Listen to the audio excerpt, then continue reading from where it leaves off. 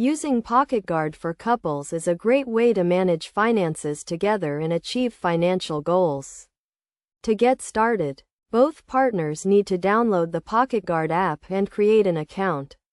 Each partner should link their bank accounts, credit cards, and other financial institutions to the app. This will allow Pocketguard to track income and expenses and provide a clear picture of the couple's financial situation. Once the accounts are linked, the couple can set a budget together.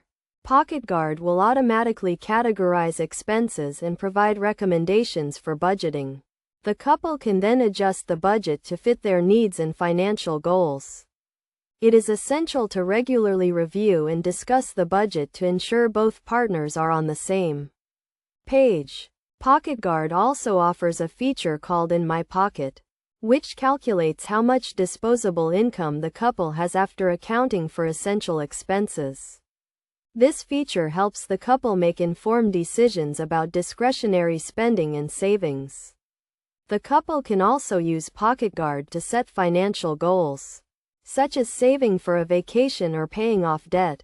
To make the most of Pocketguard, the couple should regularly track and discuss their expenses. This will help identify areas where they can cut back and make adjustments to achieve their financial goals. It is also essential to set reminders and alerts to stay on top of bills and payments. Using Pocketguard for couples can help improve communication and trust in the relationship.